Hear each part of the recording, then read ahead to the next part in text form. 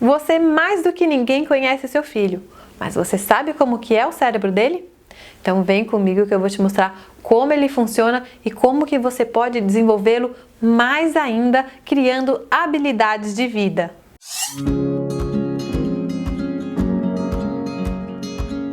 Eu sou Milena Monforte, fotógrafa de família, educadora parental e mãe do Levi. Você sabe que todo momento do nosso dia a dia é uma oportunidade de fazer com que os nossos filhos prosperem. O cérebro, ele é responsável pelo nosso desenvolvimento emocional, ele que cuida do nosso conhecimento, da disciplina, ele que faz as nossas tomadas de decisões, cuida dos nossos relacionamentos, autoconhecimento e tudo mais que envolve a nossa vida. Ele é responsável pelo que nós somos e pelo que a gente faz. O cérebro, ele é plástico. Você sabia disso? Ele é plástico porque ele vai se moldando conforme as nossas experiências. E como isso funciona? Bom, a gente tem cerca de 100 bilhões de neurônios e cada um deles é ligado a outros 10 mil neurônios. Então funciona o seguinte, a cada estímulo, a cada atividade que a gente faz, seja uma leitura, uma música, se a gente está comendo, o que for, esses neurônios se disparam e fazem novas conexões. Por isso que o nosso cérebro vai se moldando, vai se adaptando e aí a gente é capaz de desenvolvê-lo mais, fazer novas associações através desses disparos que vão acontecendo a cada nova experiência. O nosso cérebro é reprogramado a cada nova experiência e isso nos permite criar filhos cada vez mais felizes e mais saudáveis. Mas não leve isso como um peso se você acha que está fazendo de menos, se você está numa correria do dia a dia. Porque a natureza ela é perfeita. Para o nosso cérebro ter um bom funcionamento, basta ter as necessidades básicas atendidas, né? Como a fome, o sono. Só que se a gente oferecer mais oportunidades, o cérebro pode se envolver mais ainda e de forma melhor. O nosso cérebro tem várias partes. O lado esquerdo cuida da parte lógica, da parte racional, né? Ele é literal, linguístico, ele organiza os pensamentos. Já o nosso lado direito, ele cuida da parte emocional. Ele que lê os sinais não verbais, como as expressões faciais, o tom da voz. Na parte de baixo do nosso cérebro está o lado reptiliano, né? Aqui embaixo, perto da nuca, que seria o nosso cérebro responsável pelos nossos impulsos, aquela tomada de decisão em 1 segundo para a sobrevivência. E também a gente encontra o nosso cérebro mamífero, que é o que toma conta das nossas conexões e dos nossos relacionamentos. Já a parte alta do cérebro tem um lado que cuida das partes das nossas memórias e um outro lado que toma conta das nossas decisões, das nossas éticas, que é um lado mais desenvolvido, né, da nossa moral e tudo mais. A nossa função como os pais é integrar todos os lados do cérebro dos nossos filhos, né, para que eles funcionem em conjunto, em equilíbrio. A birra, por exemplo, quando acontece, é quando o cérebro está desintegrado, então ele está acessando somente uma parte do cérebro.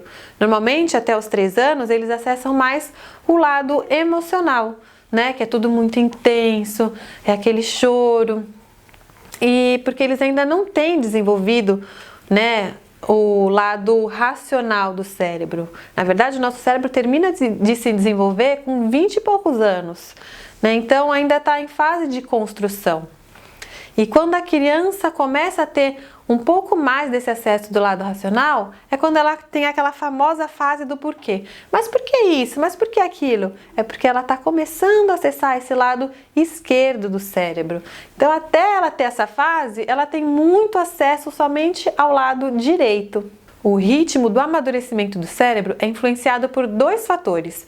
O primeiro deles é os genes, né, que nós herdamos. E o segundo ponto são as experiências que os nossos filhos têm nos primeiros anos de vida.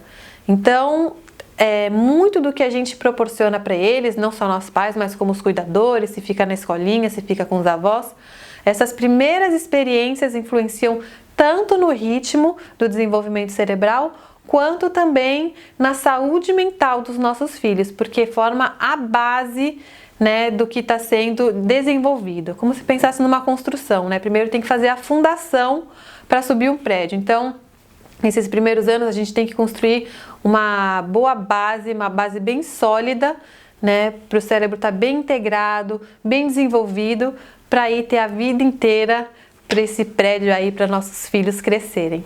Para saber se seu filho está com o cérebro integrado, você observe ele. Ele está tranquilo. Imagina como se ele fosse um rio. Ele está fluindo naturalmente, de forma calma, ou ele está batendo aí em uma das margens, né?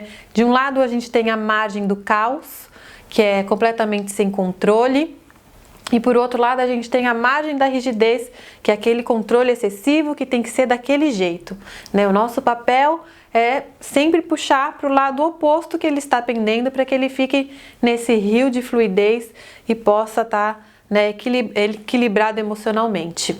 É muito comum que os pequenos, conforme eu comentei, estejam inundados no lado emocional, e já as crianças um pouco maiores, elas vão mais para o deserto emocional, né? De quererem mostrar mais indiferença. Então é muito importante a gente estar aí observando os nossos filhos para trazer eles sempre para o centro, para estar integrando todos os lados do cérebro. Se você já assistiu algum vídeo meu, você deve ter percebido que eu adoro contar uma historinha para exemplificar essa parte teórica. E hoje a vez vai ser do Mateus aí, de 7 aninhos. Ele tinha ido dormir e aí ele volta, né, à noite. A mãe dele ainda estava lá na sala e ele começa a falar: mãe, eu tô muito bravo porque você nunca me deixa um bilhete no meio da noite. E ela já responde: nossa, mas eu nem sabia que você queria um bilhete. E ele continua desabafando: é porque você nunca faz nada por mim, você não fica comigo, vai demorar para chegar meu aniversário, eu odeio fazer lição de casa. E nisso a mãe percebe que o filho dela está completamente inundado do lado emocional, né? Só o lado direito do cérebro dele está funcionando, não tem nenhuma lógica nisso, né? Então o cérebro esquerdo não está fazendo parte nessa hora. E ao invés dela confrontar com a lógica, né, falando: não, filho, claro que eu faço sim coisas com você, né, eu faço lição junto, a gente joga algum brinquedo, algum jogo, mas ela sabia que essa lógica ia bater de cara, assim, de frente com um muro, né, do lado emocional dele, que não ia surtir efeito. Então o que ela faz? Ela acolhe, né, ela fala: filho, realmente as coisas às vezes ficam difíceis, né? Mas eu quero que você saiba que eu te amo, que você é muito especial para mim. Mesmo quando você está dormindo, eu estou pensando em você. E acolhe ele com um abraço. E nisso ele já vai se acalmando. E aí ele continua a desabafar. E aí ele explica, fala: eu acho que você dá muito mais atenção pro caçula do que para mim, né? Pro meu irmão. Eu acho que tem muita lição de casa e não sobra tempo livre. Então aí o lado, né, racional dele, o lado emocional vai se acalmando para trazer para o lado racional, para aí sim formar o equilíbrio. Então a mãe conversa com ele, né, vê aí alguma solução que eles podem bolar juntos e fala: já tá tarde, a gente resolve assim essas coisas mais básicas agora sim, e amanhã a gente conversa mais pra gente tentar procurar uma forma, né, de ficar tudo bem para você, tudo bem para mim, que, né, todo mundo possa se sentir acolhido, respeitado.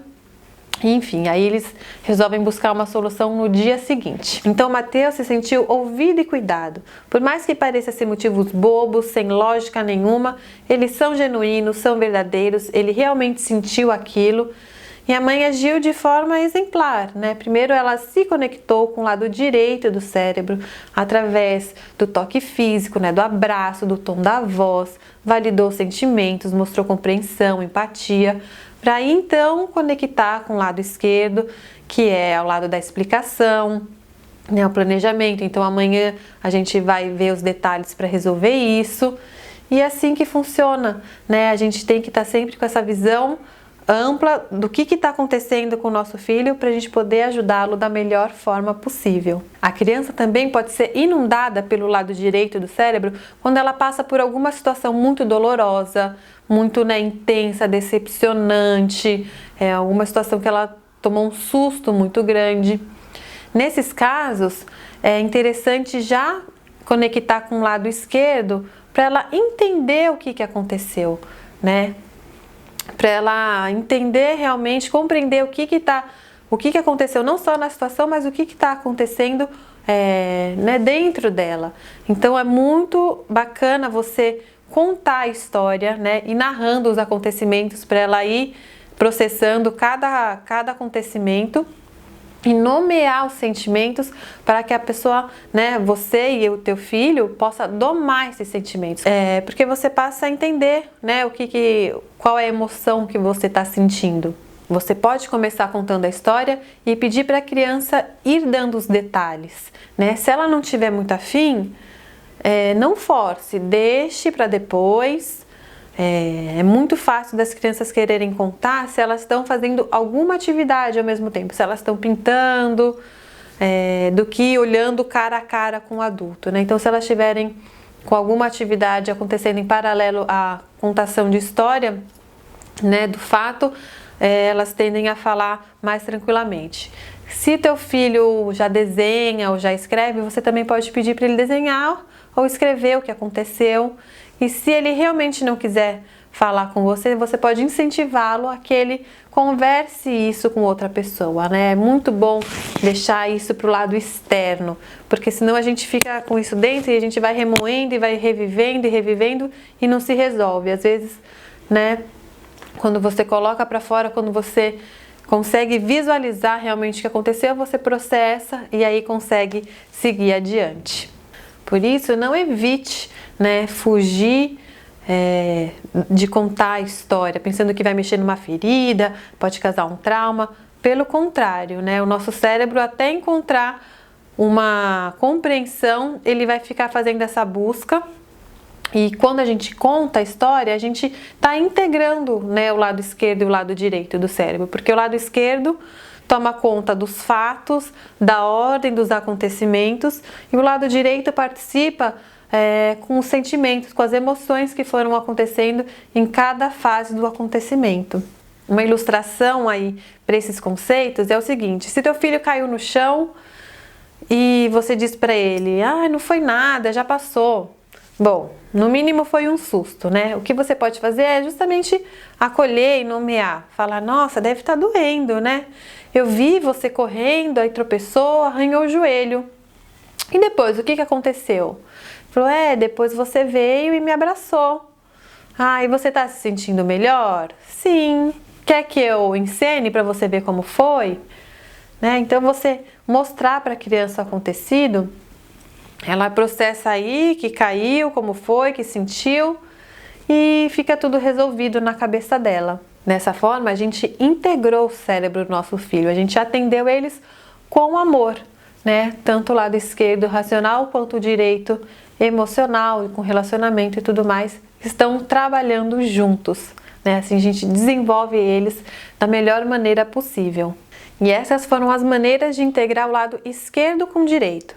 E agora, como que a gente conecta o lado de cima com o de baixo? Bom, como eu comentei, o de baixo ele é responsável pelo nosso lado primitivo. Então, é o piscar, é o respirar, é o que toma força, principalmente da raiva e do medo, né? Que são sentimentos intensos de sobrevivência.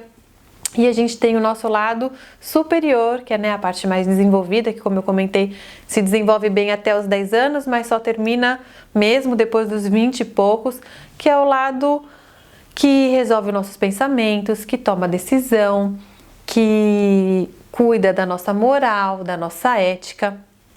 Então, como que a gente faz para agregar, integrar esses dois hemisférios? Antes de passar as ferramentas, eu quero que você saiba que a parte de baixo do nosso cérebro tem a amígdala. E ela é como se fosse um cão-guarda. Ela está sempre ali alerta, processa rápido as emoções, principalmente a raiva e o medo. e quando ela é acessada, ela é ativada, ela captura o lado de cima do cérebro. Então, além, né, da parte racional, né, de pensar, de imaginação, ainda está em construção, como eu comentei, né, só termina com 21 anos, ela fica inacessível. Então, além de não funcionar por completo, tem momentos que a parte que funciona fica sem acesso, né? A criança fica sem acesso a ela. Por isso é muito importante a gente entender o porquê que as crianças fazem o que fazem, né? Faz parte aí do desenvolvimento delas. Então, o que fazer se o teu filho ficou inundado por raiva? É primeiro tranquilizar e distrair, redirecionar. E se teu filho está com muito medo, o que você tem que fazer é tentar mostrar para ele que se ele encarar esse desafio, o que ele vai conquistar com isso, é tentar explicar a situação, o que é esse desafio, qual que vai ser o passo a passo, né? Tentar conversar, né? Racionalizar para ele ver que não precisa ter esse medo, que ele pode, né? Você pode encorajar ele a enfrentar esse novo desafio e assim ele pode entender o que está passando e encarar aí a situação que ele estiver enfrentando. E a tão temida birra. Você sabia que ela pode acontecer tanto no andar de cima quanto no andar de baixo? Pois é, eu não sabia disso até começar a estudar a disciplina positiva, né? Entender o universo da criança, estudar aí a neurociência. E eu descobri que a birra do andar de cima é aquela birra que quando o teu filho está ali intensamente chorando, gritando e tudo mais, né? Solicitando alguma coisa. Só que se você sabe que no momento que você ceder, né, você der para ele o que ele está pedindo, ele vai parar de chorar na hora. Então, eu quero esse brinquedo, eu quero, e vai fazer aquele escândalo, se joga no chão e tudo mais. Você deu o brinquedo, parou, como se nada tivesse acontecido. Isso é porque o lado superior do cérebro dele resolveu fazer a birra, né? Foi, né, entre aspas, mas meio que sendo mesmo proposital, né? Foi programado, ele escolheu fazer essa birra, né? Foi consciente que ele fez essa birra para conseguir o que ele queria. Quando você perceber que o teu filho está fazendo birra através do cérebro de cima, não ceda para ele, tá? Porque senão ele vai entender que toda vez que ele tiver esse comportamento, ele vai conseguir o que ele quer. E não é isso que você quer ensinar para o seu filho, eu tenho certeza, né? Você tem que ser firme, mostrar o limite, né? E assim ele vai aprender que tem outras formas de conseguir o que quer, tem que ter paciência, tem que saber se comunicar de forma respeitosa e não fazendo todo esse escândalo. Já a birra do andar de baixo é completamente diferente. É quando ela captura, né, a parte do cérebro de cima, então ela fica sem esse acesso, então ela está completamente aí inundada nas emoções e aí ela precisa da sua ajuda, né? Então, nesse caso, você primeiro se conecta com ela, né, valida os sentimentos, acolhe, para então ir retomando, tranquilizando e puxando para a parte de cima do cérebro, para ela começar a pensar, a raciocinar e ir se recompondo até chegar no equilíbrio, tá? Lembre-se que não existe sentimento certo e errado, né? Sentimento a gente simplesmente sente. Quem nunca sentiu raiva, quem ainda às vezes não sente, dependendo da situação. Então, se teu filho está sentindo raiva, não fala para ele, ai que feio, tá sentindo raiva, que feio. Não, não é feio, né? É genuíno esse sentimento. Então você acolha, nomeie para ele entender, assim ele pode ir criando até o autocontrole. Você vai desenvolvendo esse lado, que é o autocontrole vendo na parte superior do cérebro. Então quando você acolhe, vai acalmando, ele nomeia, ele vai entendendo e você vai, né, conectando a parte inferior do cérebro com a parte alta do cérebro. Então ele vai tendo esse autocontrole, vai se autoconhecendo para numa próxima vez conseguir administrar essa situação de uma forma melhor. O cérebro é como um músculo, quanto mais exercitado, mais ele se desenvolve. Então a gente tem que proporcionar essas situações para os nossos filhos, para eles trabalharem aí o cérebro deles e terem um bom desempenho, terem uma boa saúde mental, né, emocional, que é tão importante para a vida dele como pequeno, como adolescente, depois como adulto, né? Se ele aprender já a lidar com o sentimento e com as situações quando pequeno, ele vai ser muito mais tranquilo para ele resolver as situações do dia a dia quando for maior. Então, o nosso papel é proporcionar essas experiências, né? Então, dê mais responsabilidade, deixe teu filho escolher mais. Filho, você quer hoje colocar o sapato azul ou branco? Né? São coisas simples, mas que já deixa eles tomarem decisões. E se em algum momento ele tomar uma decisão que não é a melhor escolha, resista aí de interferir, de tentar negociar, para ele mudar a escolha dele, porque o nosso objetivo não é atingir a perfeição, né? E sim com que eles raciocinem e com que eles se desenvolvam. Não seja um obstáculo na aprendizagem do seu filho. Ajude eles a compreender o que está se passando ao redor deles e com eles, né? Para eles terem esse autoconhecimento. Então, para sair das respostas superficiais, você pode perguntar: por que você fez tal escolha? Ou então, se foi mal na prova, por que você acha que você foi mal na prova? Estava realmente difícil? Você não estudou muito? Teve pouco tempo? Faça com que eles reflitam para que eles realmente possam se conhecer, se entender e assim irem se desenvolvendo mais e mais.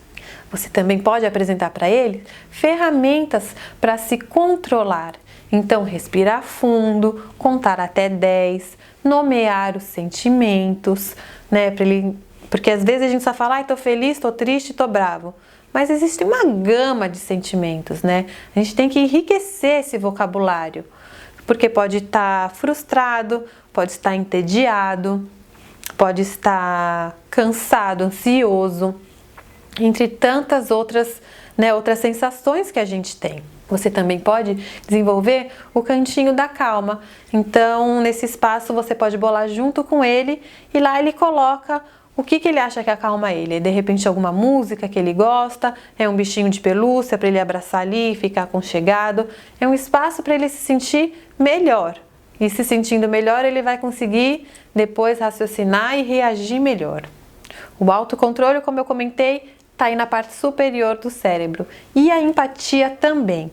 E ela você pode desenvolver fazendo perguntas com que faça o teu filho refletir sobre o sentimento do outro. Então, vou dar um exemplo. Você está ali no parquinho e aí o seu filho achou uma bola jogada lá no canto. E aí ele pega e fala: olha, mamãe, que eu achei, vou querer levar para casa. Você pode responder para ele: mas vamos lá devolver onde você achou porque não é seu, não pode levar.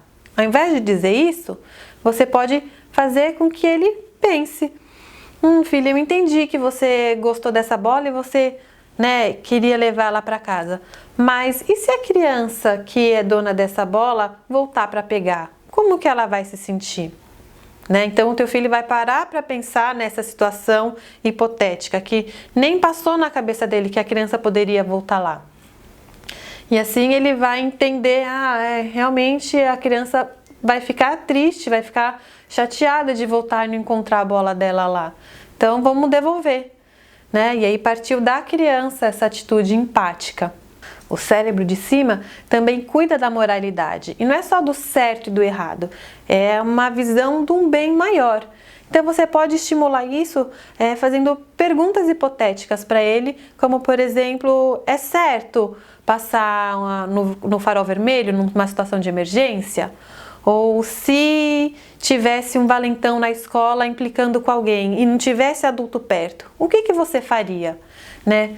A criança pensar nessas situações e te contar, vocês dois juntos podem conversar e você pode orientar ele a tomar as melhores decisões.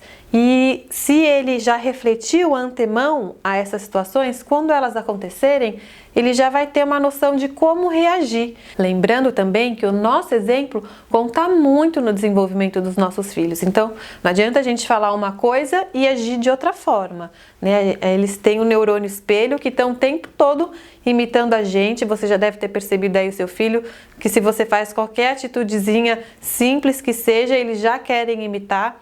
Então a gente é referência para eles e o que a gente faz influencia muito no comportamento deles também. Outra forma de integrar a parte de cima com a parte de baixo do cérebro é movimentar o corpo. Você já deve ter percebido que ele influencia muito nos nossos sentimentos. Se você está cansado, está triste, você fica às vezes meio prostrado, com o ombro para baixo. Se você fica sorrindo assim por 1 minuto, você vai se sentir mais feliz. A respiração profunda deixa a gente mais calmo. A respiração rápida traz ansiedade. Quando a gente está ansioso, também está nervoso, a gente sente aquele embrulho no estômago. Porque o nosso corpo libera uma química para o cérebro que interpreta essas emoções, né? Então, às vezes, a gente sente as emoções antes mesmo de entender, de compreender, de perceber que a gente está tendo essas emoções. Movimentar o corpo tira o bloqueio, né? Libera essa tensão e permite que a gente relaxe. Então, mais uma historinha aqui para ilustrar. Imagina só você naquela correria para levar o seu filho na escola e ele não quer colocar o uniforme de jeito nenhum. E ao invés de você exigir, vai, coloca a calça que a gente precisa ir, você pode sugerir, filho, deixa eu ver você pular bem alto para colocar a calça, né? Então ele vai estar se movimentando, pulando. Foi uma forma divertida de colocar o uniforme. Você vai estar ajudando ele a liberar essa tensão e relaxar para poder cooperar com você. Se o teu filho for um pouquinho maior, você também pode explicar para ele como o cérebro dele funciona com a palma da sua mão. Então você faz assim para ele, esse aqui é o cérebro. Essa parte aqui, esses dedos, representam a parte de cima do cérebro, né, que é a parte racional, e o dedão aqui embaixo representa a parte emocional. Então assim o cérebro está integrado porque um está encostando no outro. Quando a gente fica nervoso, a tampa abre, né? Então não estão integrados, então como se a gente perdesse a cabeça, a expressão perdi a cabeça. Realmente é isso, você abriu a tampa aqui, perdeu a cabeça e aí ficou só com acesso à parte emocional. Então, se teu filho, se você perceber que ele está ali começando a ficar irritado, você pode até fazer o sinal, combinar isso como um sinal com ele, para ele lembrar que tem que se acalmar, que o cérebro tem que estar juntinho para funcionar bem, para ficar equilibrado, para ficar tranquilo. Tudo isso é muito incrível, não é mesmo? Mas é claro que vai acontecer algum dia da gente perder a cabeça, né? De repente a gente está passando por um estresse a mais, por uma correria maior.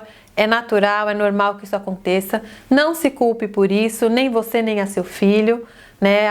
Acaba acontecendo mesmo. E os erros são uma oportunidade da gente aprender, né? Então, quando você está nervoso, você consegue praticar a tua autorregulação. Então, não se sinta culpado e se você ficar irritado, também cuide de você, né? Para que você sempre possa estar mais disposto, possa estar melhor, para que evite que chegue nesse ponto, nesse extremo.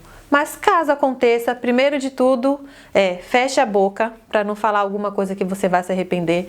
Põe as mãos nas costas para você não ter nenhum toque mais bruto. Depois, segundo passo, se afaste. Se recomponha, respire fundo, vai tomar uma água. O terceiro passo é se reconecte com seu filho, né? Se tiver que pedir desculpa, peça. Se tiver que perdoar, também perdoe, né? O quanto antes vocês se conectarem de novo, mais tempo vocês vão ter de aproveitar o dia juntos, né? De estar bem emocionalmente vocês dois. E é isso que realmente importa e é isso que conta. Se você gostou desse vídeo, já deixe o seu like, comente aqui que parte você achou mais interessante, compartilha com a sua amiga para ela entender também como funciona o cérebro do filho dela e me acompanhe nas redes sociais diariamente no @Milena Monforte. Vou adorar te ver por lá, um beijo e até a próxima!